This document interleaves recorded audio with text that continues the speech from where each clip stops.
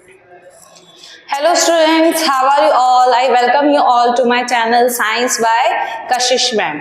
चलिए आज पढ़ते हैं हम लोग सेल किससे बना हुआ है, क्या है उसके अंदर, ऐसी कौन कौन सी चीजें हैं जो हमारे। कर दीजिए सब्सक्राइब, लाइक एंड शेयर और वीडियो को एंड तक देखना, क्योंकि बहुत सारे अमेजिंग पॉइंट्स एकदम सुपर नोट्स के साथ मैं आपको पढ़ाती हूँ। आपको पता ही है कशिश मैम की स्पेशलिटी है ना, तो वो चीज आपको हेल्प करेगी फटाफट से रिवीजन करने में और आपकी बुक का एक भी पॉइंट उसमें मिस होगा नहीं। तो चलिए स्टार्ट करते हैं हमारा आज का लेक्चर। और ये कौन सा है मैम? पार्ट 2 है बेटा। पार्ट 1 अपलोड हो चुका है, तो फटाफट से जाके देख लीजिए, कॉन्सेप्ट्स को क्लियर कर लीजिए और फिर हमारा ये नेक्स्ट पार्ट देखिए, जहां पर हम क्या पढ़ने वाले हैं, बाकी की चीजें पढ़ने वाले हैं कि सेल किससे मिलकर बना है। उससे पहले हमने इतनी सारी चीजें पढ़ ली है, चलिए एक बार रिवीजन करना बनता है। ओके, सबसे पहले हमने क्या पढ़ा था कि सेल क्या होता है। Cell is a fundamental and structural unit of our life. ठीक है, अब हमने फिर पहले हिस्ट्री पढ़ी थी कि भाई हिस्ट्री कौन है, मतलब कौन कौन आया था। जैसे यहाँ पे रॉबर्ट हुक आए थे, फिर ल्यूवन हॉक आए थे, Robert Brown, Purkinje and cell theory के लिए स्केलाइडन एंड स्क्वान आए थे। ठीक है, एंड देन कौन आए थे? वर्शाउ। ओहो ये रह गया, स्केलाइडन एंड स्क्वान। ओके, तो ये दोनों साइंटिस्ट आए थे, इन्होंने सेल थियरी दी थी। फिर वर्शाउ आते, फिर हमने पढ़ा था कि ये जो माइक्रो ऑर्गेनिजम्स या फिर कोई भी सेल है, हम वो किसके थ्रू देख सकते हैं? Through microscope. फिर हमने नेक्स्ट पढ़ा था कि पूरा हमारी जो बॉडी है वो किससे मिलकर बनी है? सेल से मिलकर बनी है। तो यहाँ पे सेल्स कैसे बने हैं, सेल से मिलकर कैसे हमारी बॉडी बनी है? तो that is cell, cell to tissue, tissue से ऑर्गन बना, ऑर्गन से organ system and then organism. ठीक है, फिर नेक्स्ट हमने पढ़ा था on the basis of number of cell, organisms को दो टाइप में डिवाइड कर सकते हैं। एक आता है यूनिसेल्युलर और एक आता है मल्टी सेल्युलर। यूनि यानी कि 1, यानी ऐसे ऑर्गेनिजम्स जिनमें एक सेल प्रेजेंट हो उसे यूनिसेल्युलर कहते हैं, और मल्टी सेल्युलर यानी ऐसे ऑर्गेनिजम्स जिनके अंदर एक से ज्यादा सेल्स प्रेजेंट है उसे हम मल्टी सेल्युलर ऑर्गेनिजम्स कहते हैं। और इसके एग्जांपल्स देखे थे, जैसे अमीबा, बैक्टीरिया, पैरामीशियम, यीस्ट। ठीक है, और यहाँ पे ह्यूमन, एनिमल्स, प्लांट्स, फंजाई सारे के सारे मल्टी सेल्युलर होते हैं, लेकिन यीस्ट ही अकेला एक एक्सेप्शन होता है। फिर हमने पढ़ा था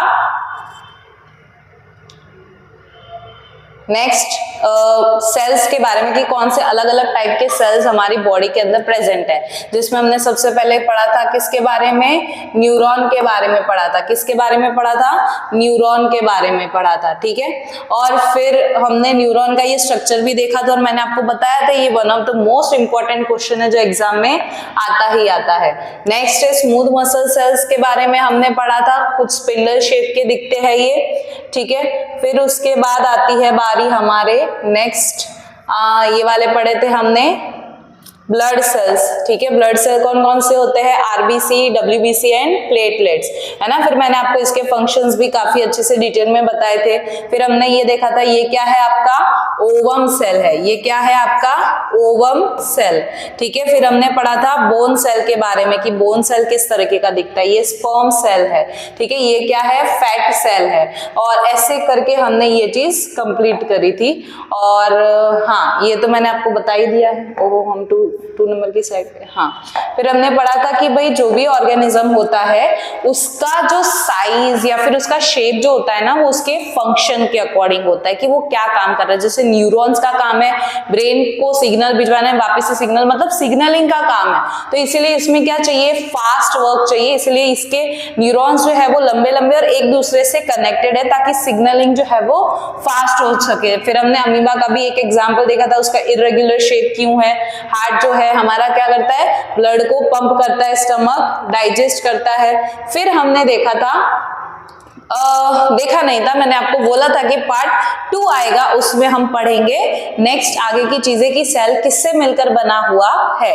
ठीक है, तो अब उसी के बारे में हम आज पढ़ने वाले हैं। What is the cell made of, और क्या उसका स्ट्रक्चरल ऑर्गेनाइजेशन है, मतलब वो कैसे बना हुआ है, किन किन चीजों से मिलकर बना है। ठीक है, तो अब ये वीडियो होने वाला है बहुत जबरदस्त, तो फटाफट से चैनल को क्या कर दीजिए? सब्सक्राइब, लाइक एंड शेयर, क्योंकि आपको पता है कशिश मैम आपको पढ़ा भी देंगे, रिवीजन भी करवा देंगे और आपको एग्जाम के लिए एकदम धुरंधर तरीके से प्रिपेयर भी कर देंगे। तो फटाफट से चैनल को सब्सक्राइब कर लीजिए और बेल आइकन को क्लिक करना भूलना मत। ओके, तो आज ना हम लोग पढ़ने वाले हैं सेल जो है वो किससे मेनली बना हुआ है।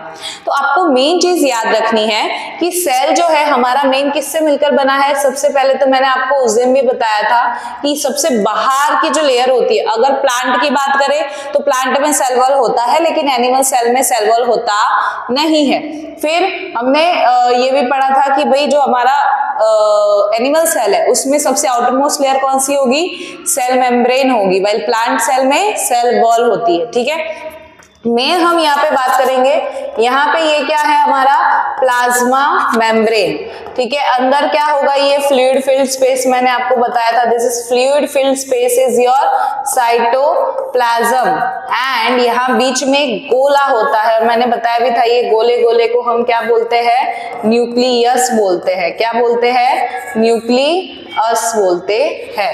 ठीक है, तो मेनली सेल इन तीन बेसिक चीजों से बना हुआ है, nucleus, cytoplasm and plasma membrane. Okay, तो चलिए हम अब आगे बढ़ते हैं, थोड़ा डिटेल में समझने की कोशिश करते हैं। सबसे पहले बात करते हैं हम प्लाज्मा मेम्ब्रेन की। किसकी बात करते हैं हम, प्लाज्मा मेम्ब्रेन की। अब मैम प्लाज्मा मेम्ब्रेन मतलब क्या, सेल मेम्ब्रेन ही ना, यस, दोनों ही एक ही वर्ड है, दोनों मतलब एक नहीं दो वर्ड है लेकिन मीनिंग उसका सेम है, प्लाज्मा मेम्ब्रेन, या तो फिर उसे और क्या कहते हैं, सेल मेम्ब्रेन बोलते हैं। अब प्लाज्मा मेम्ब्रेन अभी मैंने आपको बताया कि आउटर मोस्ट कवरिंग है। क्या है ये, आउटर मोस्ट कवरिंग है, और ये आउटर मोस्ट कवरिंग किसकी होगी, फॉर द एनिमल सेल। और प्लांट सेल के लिए आउटर कवरिंग किसकी होती है, आउटर कवरिंग सेल वॉल की होती है। ठीक है, अब बात करते हैं इसके बारे में, मेन चीज के बारे में बात करते हैं। चलिए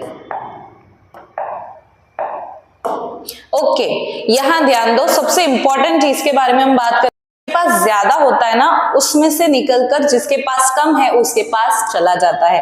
फॉर एग्जाम्पल समझो कि मेरे पास यहाँ पे क्या है, पानी जो है वो अंदर, पानी तो नहीं, चलो कार्बन डाइऑक्साइड की ही बात करते कि समझो यहाँ कार्बन डाइऑक्साइड क्या हो चुका है, बहुत ज्यादा, और बाहर क्या हो चुका है, बहुत कम। कौन है ये, कार्बन डाइऑक्साइड यहाँ अंदर क्या हो चुका है ज्यादा, और बाहर क्या हो चुका है, कम हो चुका है। तो हमेशा डिफ्यूजन जो है वो कैसे होता है, हाई टू लो की तरफ जाता है, यानी जिसके पास ज्यादा है उधर से किसके पास जाएगा, जिसके पास कम है उसके पास जाएगा। ठीक है, तो यहाँ कार्बन डाइऑक्साइड क्या है हमारा, ज्यादा है, तो इसको जाना कहाँ चाहिए, बाहर, बिकॉज यहाँ ज्यादा है तो कम, वहां पे कम है, तो इसलिए यहाँ पे मूवमेंट कैसे होगी, ये हाई हुआ तो ये कहाँ जाएगा, बाहर की तरफ जाएगा। कहाँ जाएगा, बाहर की तरफ जाएगा। तो देखो जब भी जैसे ये जिस तरफ जा रहा है, यहाँ पे कंसंट्रेशन कैसा था, कम था, कैसा, ठीक है। ओके, यहाँ ध्यान दो, हम ये चीज समझते हैं। ओके, तो देखो यहाँ पे भी मैंने आपको वही चीज बता रखी है कि पहले तो ये कार्बन डाइऑक्साइड हमारा क्या होता है, सेल्यूलर वेस्ट होता है। क्या होता है ये, सेल्यूलर वेस्ट होता है, यानी कि सेल के अंदर का वेस्ट होता है जो काम का होता नहीं है। तो यहाँ अंदर की साइड कार्बन डाइऑक्साइड क्या हो चुका है, ज्यादा, और बाहर की तरफ क्या हो चुका है, कम।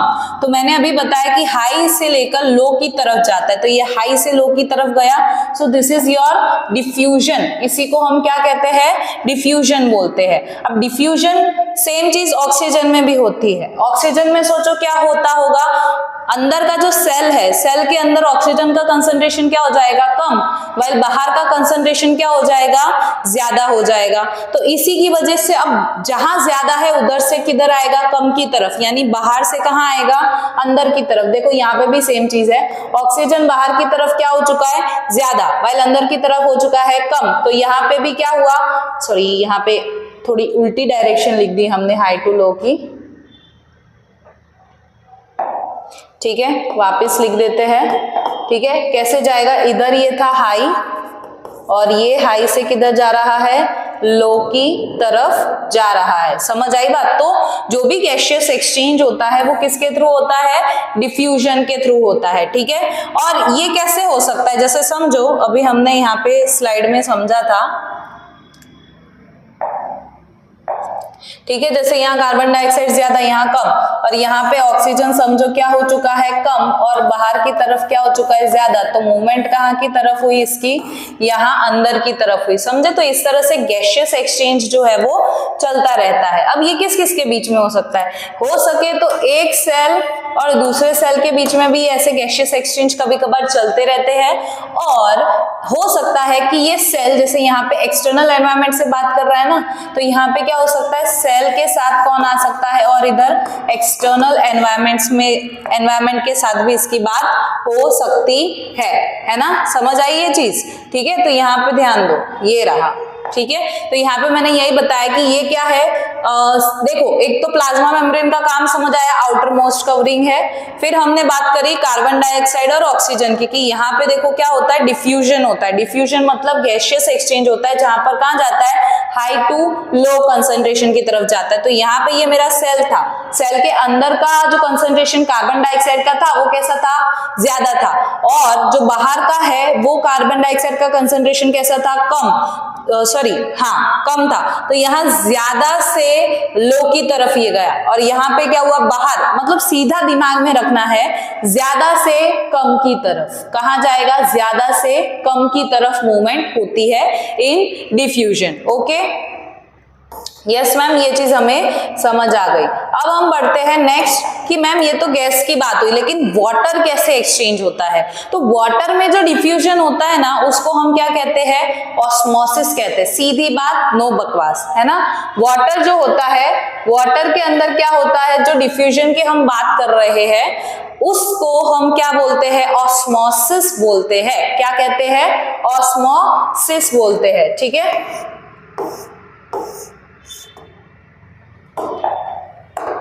ठीक है, इसको हम क्या कहते हैं, ऑस्मोसिस। देखो, movement of water molecules through selectively permeable membrane.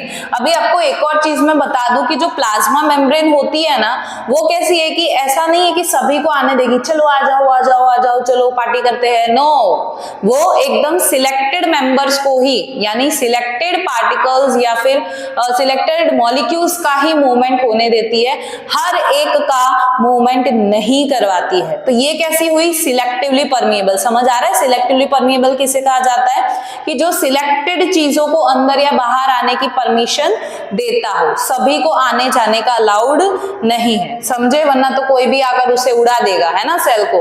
तो water molecules through selectively permeable membrane के थ्रू जब वाटर मॉलिक्यूल्स का मूवमेंट होता है, इसको हम क्या कहते हैं, ऑस्मोसिस कहते हैं। जब वाटर का मूवमेंट हो रहा है, क्या कहते हैं, ऑस्मोसिस बोलते हैं। बट यहाँ पे क्या होता है कि जो अमाउंट होता है ना, कि भाई ऐसा डिपेंड करता है, उसके अंदर डिपेंड नहीं करता था, लेकिन इसके अंदर डिपेंड करता है कि कितना पानी के अंदर चीजें मिली हुई है। ठीक है, हम अभी आगे समझते हैं कि पानी के अंदर चीजें मिली हुई है वो कैसे अफेक्ट करेगी सेल के मूवमेंट के, वाटर के मूवमेंट में। ठीक है, तो नेट डिफ्यूजन ऑफ वाटर, यहाँ पे हम क्या देखते हैं, नेट देखते हैं कि भाई कितना अंदर बाहर, यहाँ पे तो वाटर का होता ही रहता है, लेकिन यहाँ पे नेट कितना हुआ वो चीज हम मेन देखते हैं। और वही चीज अभी हम समझते, पहले तो हायर कंसंट्रेशन लोअर कंसंट्रेशन, तभी तुम्हें अच्छे से समझ आएगा। ठीक है, देखो इसके बाद मैं यहाँ पे आपको बताती हूँ। देखो जैसे कि समझो यहाँ पे मेरे पास क्या है, ये सेल है, ठीक है, और ये सेल जो है हमारा, ये हमारा सेल है, ठीक है। अब समझो कि इसके अंदर क्या है, वाटर मॉलिक्यूल्स जो है वो क्या है, बहुत ज्यादा है। क्या है, बहुत ज्यादा है, ठीक है। और यहाँ पे बाहर की तरफ वाटर मॉलिक्यूल्स क्या है, कम है। क्या है, कम है। और अभी मैंने आपको बताया कि मूवमेंट हमेशा कहां से कहां होती है, अंदर से, अंदर नहीं, हायर टू लोअर कंसंट्रेशन। अब कंसंट्रेशन की बात करते हैं, कंसंट्रेशन का मतलब क्या, तो यहाँ पे मूवमेंट कैसे होगी मैम, यस देखो यहाँ ये वाटर क्या है, ज्यादा, और यहाँ वाटर क्या है, कम है। दैट मीन्स यहाँ मूवमेंट कहां से कहां होगी, ज्यादा से कम की तरफ, मतलब यहाँ पे क्या हुआ, हायर टू किधर की तरफ गया, ये लोअर की तरफ गया, किसकी तरफ गया, लोअर की तरफ गया। मतलब मैम मतलब ऐसा कि यहाँ पर चीजें क्या थी, ज्यादा मिली हुई नहीं थी। वेल यहाँ पे चीजें क्या थी, ज्यादा मिली हुई थी। दैट मीन्स जहां पे पानी कम है उसको हम,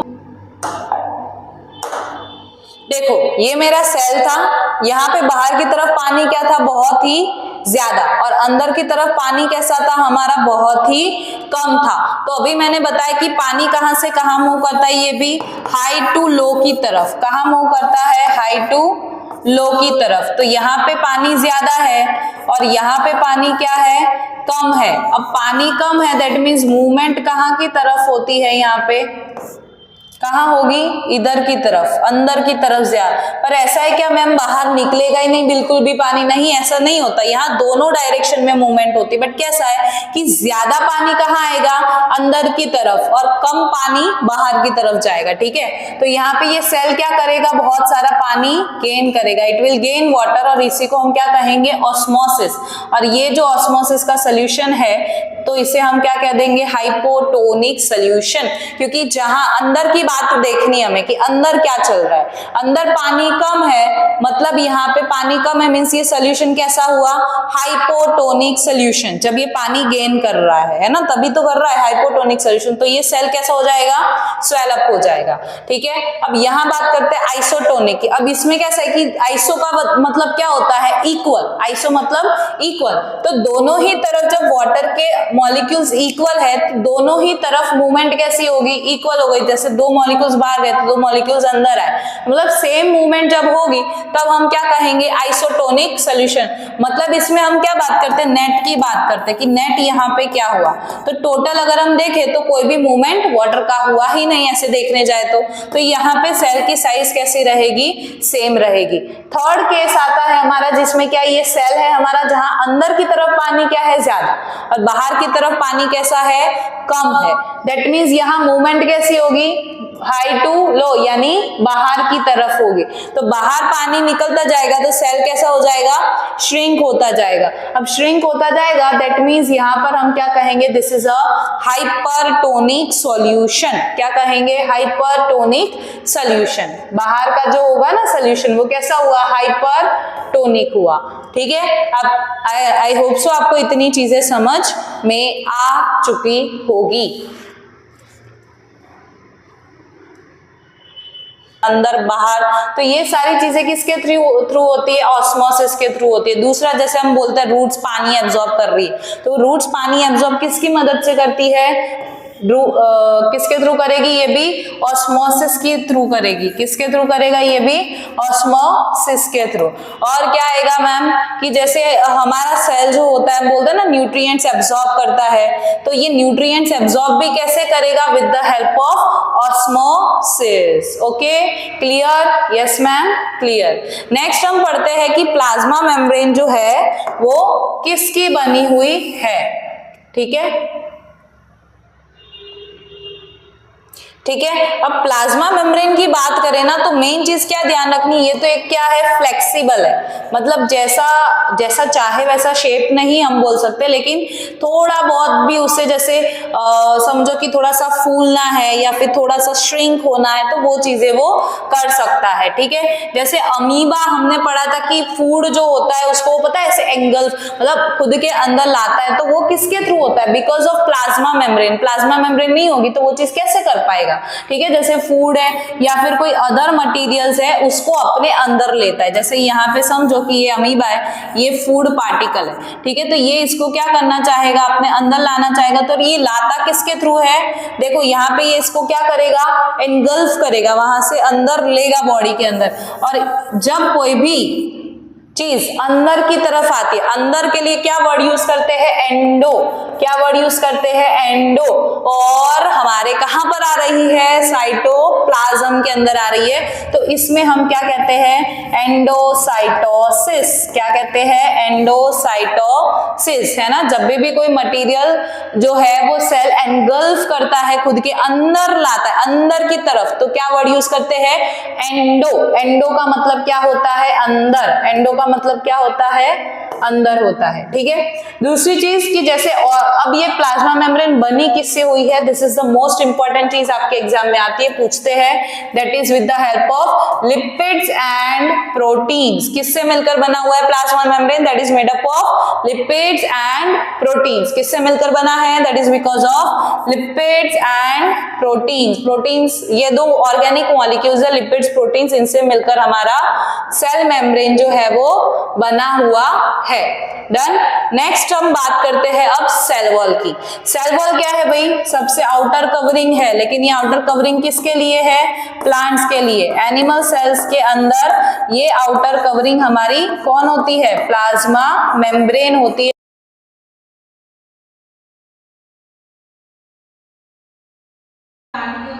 एनिमल की बात करें तो एनिमल्स के अंदर प्लाज्मा मेम्ब्रेन हमारी क्या होती है, आउटर कवरिंग होती है, वही सेल वॉल हमारे पास होता ही नहीं है। Okay, is that clear? Yes ma'am. Next, plasma membrane जो है उसी के बाहर क्या होता है, प्लाज्मा मेम्ब्रेन है हमारी, उसके बाहर सेल वॉल होगी, ऐसा नहीं उसके अंदर होगी, ठीक है। प्लाज्मा मेम्ब्रेन के बाहर क्या होता है, सेल वॉल होता है।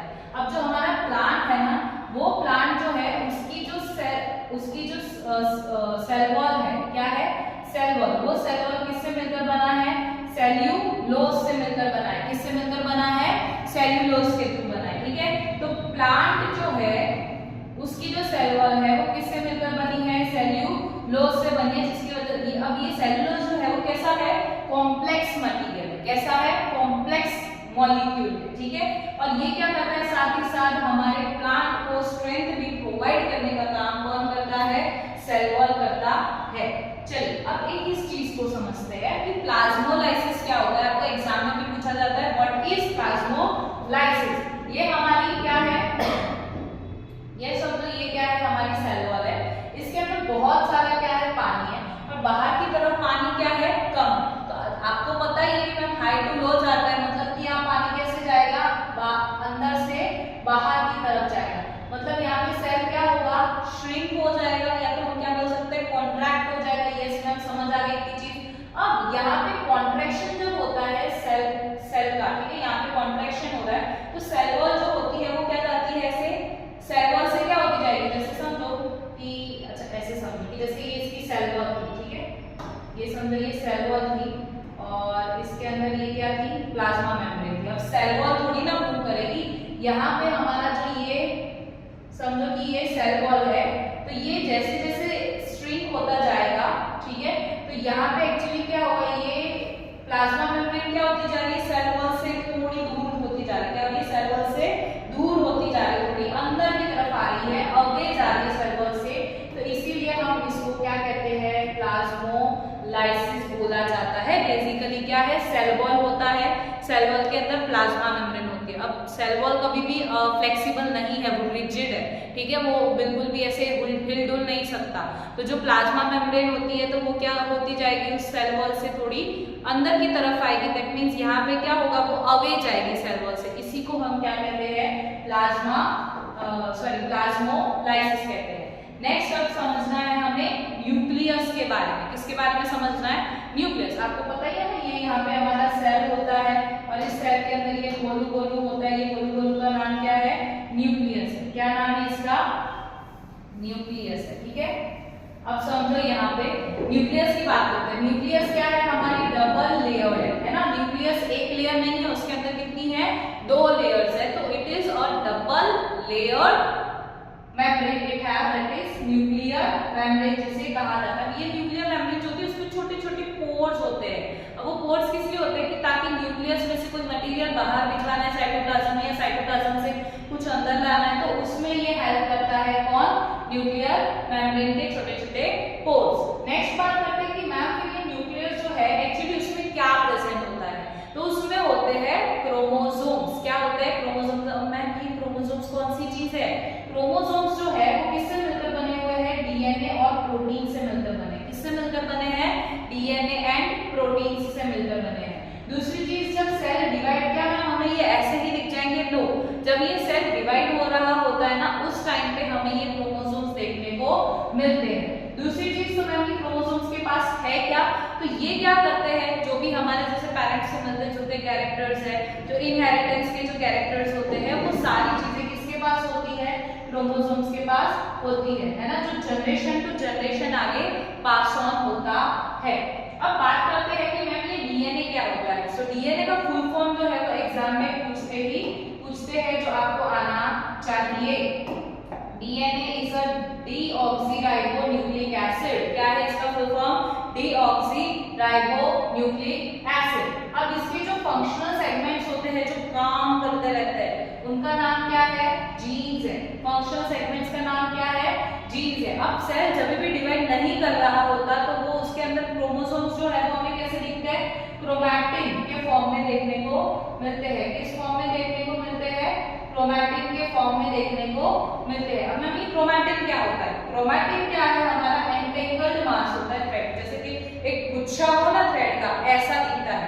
पर जब सेल डिवाइड हो रहा होता है तब हमें क्रोमोसोम्स दिखते हैं, लेकिन उसके अलावा हमें क्या देखने को मिलता है, क्रोमैटिन दिखता है। ठीक है, अब सेल जब डिवाइड करेगा तो यही क्रोमैटिन से क्या, क्रोमैटिन जो है जैसे जैसे थ्रेड्स का जो जैसे समझो गुच्छा है वो ओपन होता जाएगा, तो उसमें तुम्हें क्या देखने को मिलेगा, क्रोमोसोम देखने को मिलेगा। दूसरा सेल्यूलर रिप्रोडक्शन जो है, यानी सेल टू सेल जब डिवाइड कर रहा होता है तो वो भी संभालने का काम किसका है, न्यूक्लियस का।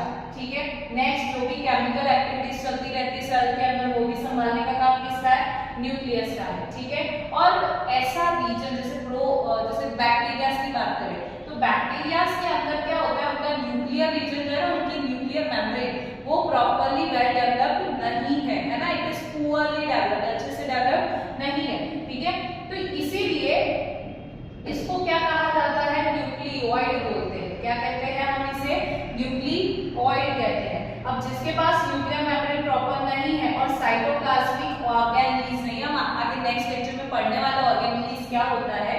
ठीक है, तो ऑर्गेनेल्स भी जिसके पास नहीं होती, ऐसे ऑर्गेनिजम्स को क्या कहते हैं, प्रोकैरियोट्स कहते हैं। क्या कहते हैं उसे हम, प्रोकैरियोट्स कहते हैं। और जिनके पास न्यूक्लियर मेम्ब्रेन और ऑर्गेनेल्स होती है उसे हम क्या कह देंगे, यूकैरियोट्स कहते हैं। क्या कहते हैं, यूकैरियोट्स कहते हैं। ठीक है, तो आपको आई होप सो न्यूक्लियस के बारे में समझ आ चुका होगा। न्यूक्लियस क्या है, डबल लेयर्ड मेम्ब्रेन है।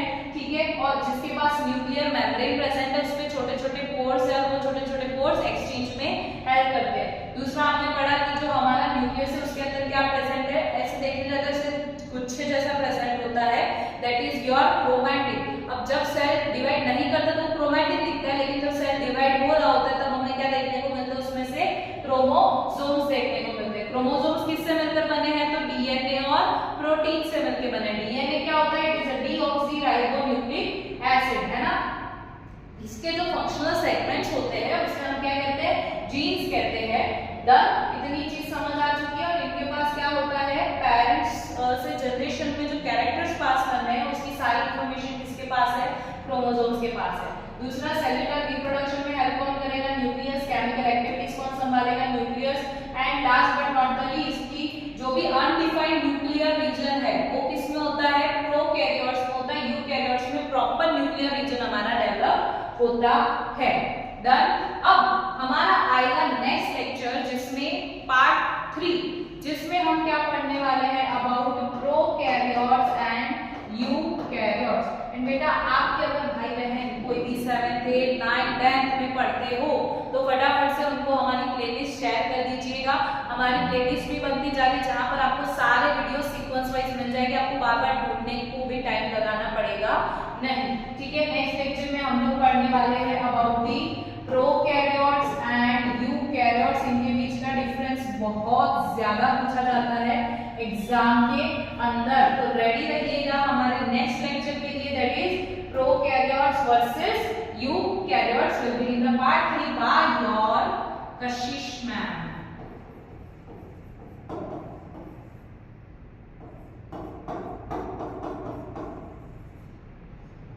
ओके, एंड इंपॉर्टेंट चीज आप लोगों से शेयर करना चाहूंगी कि आप अगर हमारे साथ ऑफलाइन में पढ़ना चाहते हैं कि मैम हमें हमारे डाउट्स भी सॉल्व करवाने हैं, हमें रिवीजन भी करना है, आपके साथ बैठ के पढ़ना है, वन ऑन वन इंटरेक्शन के साथ फेस टू फेस, तो इसलिए आपको आना पड़ेगा 3rd floor supreme square opposite Avani avenue Baba Sitaram Chowk Nava Naroda Ahmedabad. या तो फिर आप अपनी बुक जो है, अपनी सीट जो है वो अभी बुक करवा सकते हैं इस नंबर पर कॉल करके और 9106476309 और 7016781846। अब हमारे पास है limited seats because we provide quality education and yes, हमारे चैनल को फटाफट से क्या कर दीजिएगा, सब्सक्राइब कर दीजिएगा